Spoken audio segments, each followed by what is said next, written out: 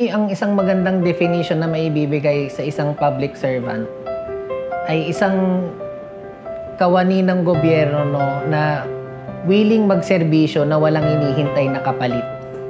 Ako po si Ryan Philip Liao Bartolome, ang presiding judge ng Branch 30 ng Regional Trial Court of Manila.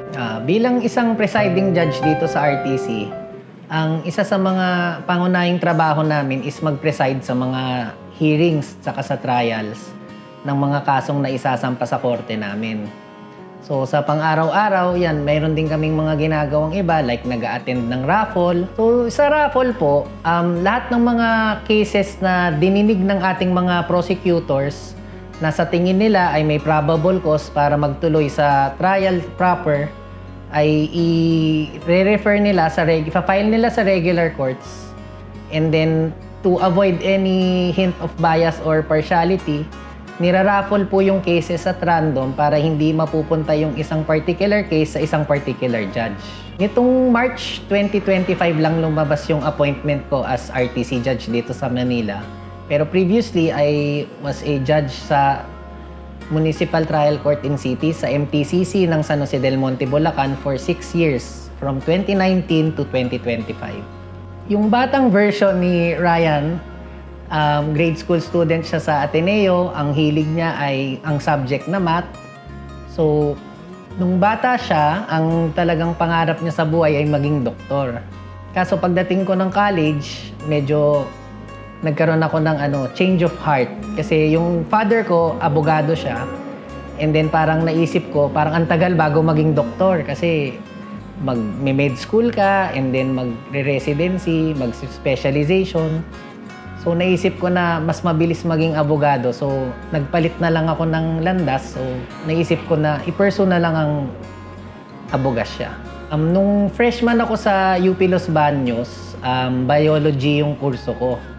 And then after 2 years, nung third year college ako, naka-shift ako sa UP Diliman. Nagpalit na rin ako ng kurso noon. Kinuha ko naman ng philosophy in preparation for law school. Umasa ako nung bar nung 2009. Nag-private practice muna ako sa isang law firm. And then 3 years after sa litigation ako noon eh. So nag-appear ako sa court. After 3 years, I decided na mag-apply sa Supreme Court as a court attorney. Medyo pinalad naman na kuha kong court attorney kay then Justice and now si Executive Secretary Lucas Bersamin. Initially, when I became a lawyer, wala talaga sa plano ko na mapunta sa judiciary. And then nung naging court attorney ako under kay Justice Bersamin, doon lang din ako na-inspire na, sige, why not after mag-retire ni boss na itry kong pumasok na judge. So bilang yung unang-una kong boss sa judiciary ay isang justice, syempre pangarap ko rin na maging justice one day. So March 2013, naging court attorney ako sa Supreme Court. Nung March 2019, naging judge ako sa San Jose del Monte, Bulacan. And ngayong March 2025 ay naging RTC judge naman dito sa Manila. So 12 years po. So every time nakakakita ako ng mga complainant na pag lumabas yung decision na pabor sa kanila, yung nabigyan sila ng hustisya dun sa mga pinagdaanan nila. So nakakatuwa naman pag nakikita ko na yung dugot pawis na pinaghirapan nila na i-pursue yung katarungan ay nakamtan nila.